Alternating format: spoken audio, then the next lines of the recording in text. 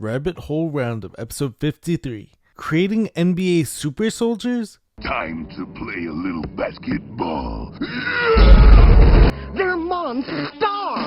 So in today's edition of the Rabbit Hole Roundup, I'm going to be talking about this wild idea that I heard spoken about by Gilbert and Kwame Brown on Kwame Brown's podcast the other day. Now, I don't want to give too much away in the intro because this idea is so crazy and so cool and in a weird way to think about. But basically, they're encouraging performance-enhanced NBA players. And Gilbert has also said recently that in order to save the NBA from these down ratings, it's time to bring back the bald heads. Furthermore, I also want to talk about an observation that I made recently, which is that a lot of people have conditional gratitude or are only able to be grateful whenever things are going perfect in their lives, but I think these people actually have it backwards. I also have a clip I'm going to be sharing from independent rapper Russ talking about how a lot of artists just simply aren't willing to put in the work and aren't willing to outwork everyone else, and that's the actual reason why these artists are failing. The dream is dead. And I also have a powerful Gary Vee clip talking about why it's essential to take chances on ourselves and to bet on ourselves if we ever want long-lasting, meaningful success in our lives. So I have all that and more, so without further ado, let's dive deeper now. Rabbit hole time, let's go.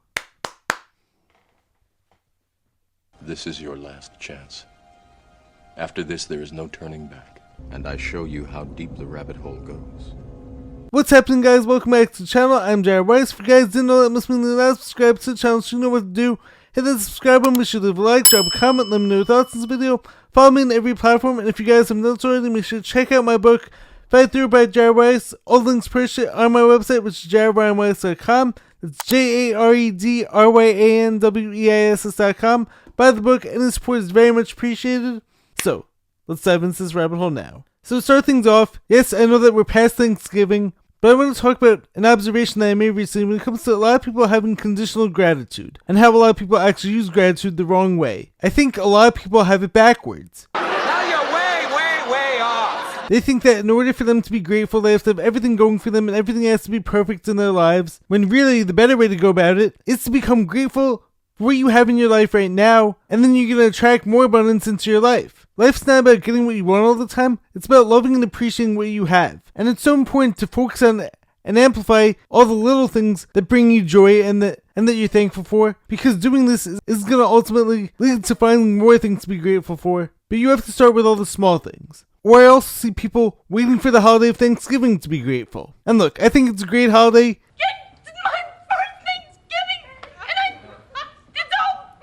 And it's a great reminder for all of us, even though I have no doubt the whole story of Thanksgiving probably didn't happen exactly the way we've been told. I'm sure there's plenty of other conspiracy videos out there about that. But the holiday itself and the intentions behind it, the intentions behind most of us when it comes to Thanksgiving are very good and are ultimately very positive. But as far as I see it, conditional gratitude isn't real. This is not real. It's only fleeting. Because, as I just said, there's always something to be grateful for. Not only when things are going perfect in our lives. It's I see all these people on social media, in my social media feed, talking about how grateful they are this year for their girlfriends or for their boyfriends or for their wives or husbands. But the emphasis is on this year, because last year, those same people who didn't have that last year didn't post anything. So it's the message that sends me, or even more importantly, the message that you're telling the universe is that you're only grateful with a partner. Or you're only grateful when you have this many followers, or whenever you're making this much money, or have this much fame, etc., etc. It's basically the same thing as conditional love. If you only love someone whenever they're buying you gifts, or whenever they're doing this thing for you, or only when things are going really well, is that true love? Or I also see all these conditional God believers on social media. There's all these people out there who only believe in God whenever it's convenient for them, or whenever He gives them things, gives them worldly possessions. And God might not be there when you want Him, but He's always there when you want Him. But can you also see how God is with you even when you're going through your most challenging situations? Can you see how whenever God is testing you, He's doing that out of love and to help you overcome and to realize your own strength? So being grateful whenever things aren't perfect is actually going to attract more abundance into your life. And sometimes, of course, for some of us, during certain seasons of our lives, we may have to dig a little deeper, we may have to look a little bit harder for things to be grateful for, but there's always something there. And you don't have to be in a relationship, you don't have to have this much money in order to feel that sense of complete and utter gratitude. Start by being thankful right now, and watch how your life transforms as a result. And the perception of your life is going to transform as a result too. The next topic I want to get into is this idea of NBA super soldiers. Turned into superstars. They're monsters. They're monsters! This was actually one of the craziest theories or craziest ideas I heard when it comes to pro sports. So I was listening to a podcast the other day with Kwame Brown and Gilbert Arenas, and I'm going to see if I can find the clip, and if I do, I'm going to play it. But they were talking about how in the NBA, how when they were in the NBA, there was actually this period of time when they would all get drug tested for PEDs, weed, etc. But during a certain stretch of time, it was actually well known, or it was told to them, like, they wouldn't get busted. So according to Gilbert Arenas, this was actually the NBA doing some data collecting. This was a way of seeing what players were taking, so therefore let's just say Kobe Bryant has a game where he scores 81 points. And if he was on this, and that, which I'm not saying he was, but just for the sake of using this as an example, the NBA wants to know how could they replicate this. Because ultimately, at the end of the day, the NBA is a business, and their goal is to put out the most profitable product. So, how crazy is that though? Like, the NBA was essentially encouraging super soldiers. I mean, these guys could have been taking anything. They could have been taking horse tranquilizers. One of your players' urine tested positive for 3 separate types of anabolic steroids and a low-grade beaver tranquilizer. They could have been taking the craziest steroids out there, but all the NBA wanted to do was just figure out how these guys were putting up these incredible numbers and these incredible performances. And who's to say, like, that this isn't going on right now? Let's see if we can find that clip, though. I found it here. All right, let's go. So that we can keep this guy in best form. If we're only using him to make money, why not keep him in tip-top shape in the best form and let everything be at his disposal? And maybe we don't cheat the game, but maybe we just look the other way and don't test him and don't treat him like every other player in the league so that we can keep this money going. You know, they, like, when we played, what was it, 4 random tests? Right? You know, now, what year was it when they had they just randomly tested us, but they said it doesn't count? There was a test, I don't know what year it was, but we all got tested, but it didn't count. Like, whatever you're getting caught with, it don't count. They was capping. They was catching those guys doing that, and so they knew to keep them on the random list. No, you know what it was for? It was for data. They wanted to see what all the players was doing. Yeah, they use your urine. Listen, I know what they did. They test your urine. They test all that. They saw what you was eating. They saw what you was drinking. They saw everything. And even if you got caught for marijuana,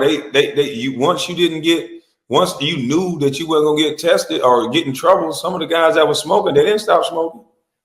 Yeah. So what happens is now what they're trying to figure out is, okay, let's say Kobe had 81, we're going to test them, but it don't count. It's just random. We want to see what's in your bloodstream so we can duplicate it later on in life. That's why all these big performances, they're testing them, but you've never heard if anybody was dirty or anything from all of those games. Not one time has someone scored 70, 60, 50, and they got drug tested and something came back. I think they're trying to duplicate all these high-powered plays by giving them some type of supplement. Because right now, the rule of thumb is, well, they don't even test for weed anymore. They don't test for weed. But I heard... You know why they don't test for weed no more?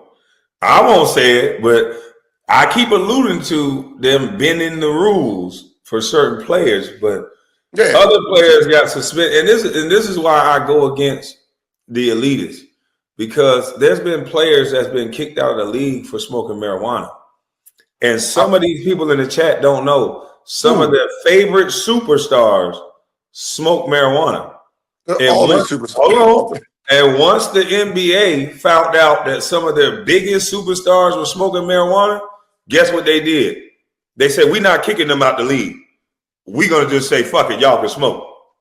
Because some of your biggest superstars, and the reason why they don't show on the pick and roll, and the reason why they're not running back like they should, is because a lot of these niggas smoke marijuana. And Gilbert, you know it and I know it. No. Fact. No. Who got kicked out for marijuana? There's a lot of... So that's basically the gist of what was being said. And I definitely do find it very interesting how, when it comes to all these massive performances in any sports league, how immediately afterwards the players are always talking about getting drug tested, but like, it's very interesting how none of them have ever been caught with anything afterwards. So could these leagues just be excusing them and then using whatever that person's taking as a way of replicating it later on? That's some crazy stuff. Oh, you're crazy. Am I?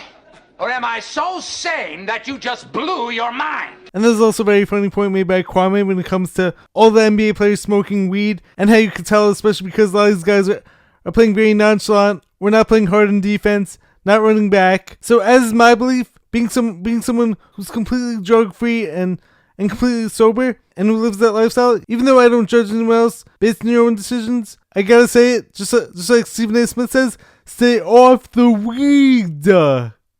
Stay off the weed. And furthermore, going along with this topic of the NBA, as well as Gilbert Arenas, on Gil's Arena recently, he was saying how in order to save the NBA, it's actually time to bring back the bald heads. Not the old heads, the bald heads. So like, what does he mean by this? Because I was initially confused by what he was talking about. So he was saying how back in the day, and I'm sure all my fellow NBA fans remember this, there were plenty of players out there who would start balding in their early 20s, early 30s, which most of the time doesn't really make sense. Baldy. Of course, there are plenty of people out there who were balding during that time, but like, to see this many balding at such a young age is very odd. Or a bunch of these guys had the whole side balding going on, you know, like, where you have no hair down the middle and like only hair on the sides, the whole George Jefferson look. But according to Gilbert Arenas, this is basically indicative of all these guys being on steroids or PEDs, because as many of us know, those things commonly lead to hair loss. Now, many of us know how common these PEDs and steroids are in the MLB or the NFL even. I got a big problem, man. This boy's on steroids. He got a head like Barry Bonds. Oh, no. Come on. But a lot of us don't realize how common these things are in the NBA. So Gil's argument is that during that time, when you had all these bald heads out there, you had a lot harder defense, a lot more effort from the players, and guys are simply playing harder overall. So could this be a potential solution to the NBA ratings problem? Maybe. Not that I would ever encourage anyone to take steroids or performance-enhancing drugs, because I'm not about that. But I mean, does Gilbert Arenas make an interesting point here? Were these guys playing harder defense in the NBA, and was everything more competitive back when you had all these bald heads? Maybe. Moving right along, we have a super powerful Russ clip. Russ being one of the best independent rappers out there, who's also known for being a super hard worker and for being someone who really works his craft. So in this clip, he's calling out people and calling out artists who aren't putting that work in and who aren't willing to, and like that's the reason why they're failing. Let's watch it together. You're an artist who's like, I don't want to be a content creator. I don't want to have to make videos. I don't want to have to market myself. Then you don't want to be a big artist that bad. You don't. You like the idea of it, like having fans and doing shows and getting money and girls or whatever it is, but you don't actually want to go to the gym, track your food, be in a calorie deficit, 8 hours of sleep, gallon of water. You know what I mean? Like, you don't want it that bad. And a lot of people just need to realize, like, you're an artist who's content. So this is a very powerful reminder to all of us that, of course, all we're going to see on social media is all the glitz, the glamour, and the fame. And maybe some of these guys out there do have an easier path than us. But like, especially for all the underdogs out there, we can't just snap our fingers or take a magic pill and then reach all of our goals. We actually have to be grinding. And something like Sam Tripoli always says is that you don't change the game, you beat the game. So like the current game, for all the artists, for all the content creators out there, is about putting in that work, putting in the effort, posting things daily, having patience for long enough. So it's like, as one of my favorite quotes goes, everybody wants to be a beast until it's time to do what beasts do. Everyone wants the fame, everyone wants the money, everyone wants the girls, until you realize how much hard work actually has to happen in order to get you to all those pleasures. So as I'm always saying, if you're not in this for the long haul, you may as well quit right now, because nothing worth having comes easy and great things take time. And next up, I have a very powerful Gary Vee clip talking about why it's so important to take chances and to bet on yourself even if things don't work out right now. Be risky in the next 15 years of your life. Too many people, teachers, parents, society is going to tell you to get a real job or focus on something that is practical. And that's wonderful advice if you're 40. But from 18 to 30, chase your dreams hard. You're going to have to live humbly. If you're chasing your dream, that might also mean you're not living the most bougie lifestyle unless you're on your parents' payroll, which is always a losing move. So be humble, be curious, be patient, but be passionate, because the next 15 years of your life is when you can take the biggest risks. If it all fails, you can get a regular job in your mid-30s and never have the number one poison in life, which is regret. Do not live your life with regret. Go for it. And furthermore, going along these lines, I heard someone saying the other day that if you're gonna fail, you may as well fail doing what you love. Because coming from this person's story, he was saying how there's actually this one famous actor out there whose dad was trying so hard to convince him to take a normal job, and this guy had taken a normal job, even though he actually wanted to be an actor himself. But he actually ends up losing his job, even though this was supposed to be the safe bet.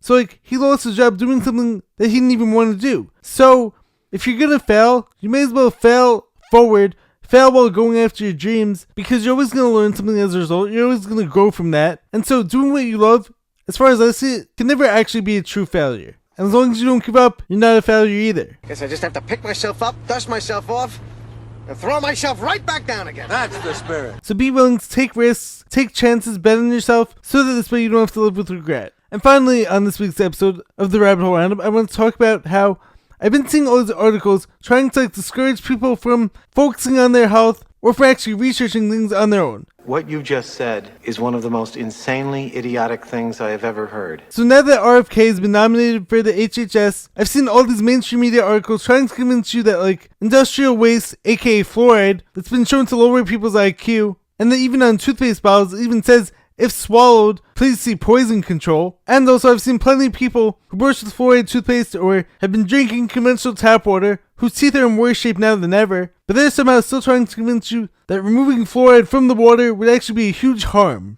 to our health. And don't look into this, because if you do, you're a crazy conspiracy theorist. Is it also possible that maybe they used fluoride in the water in Nazi Germany too? Why would they do such a thing? Was it a way to get people to stop thinking for themselves? Was it a way to lower people's IQ so that this way none of them question what was going on? That's for entertainment purposes only, totally satire, never happened. And I've even seen articles trying to convince you that all these food additives and all these chemicals in foods are safe and have been demonstrated to be safe, and anyone who questions this is looking too deeply into it. Now my main issue when I see all the logic that's being used, and when I see all these logical fallacies, when it comes to trying to convince you, stop thinking for yourselves, or stop caring about your health, stop looking at these ingredients, to take whatever pills all the doctors on TV are telling you to. Side effects are dizziness, nausea, and trouble sleeping. Patients have also reported diarrhea, vomiting, toenail pain, high blood pressure. My main problem with all this logic is that all of it is about disempowering you, the individual. It's all centered around, you don't know how to take care of yourself. We, the government, or we, the people at these health agencies, know how to keep you healthy better than you do. You're not smart enough to make decisions for yourself, so just leave that up to us, which is never a good idea. I mean, it's not like people have ever told you that something was good for you and then it turned out not to be. Is it?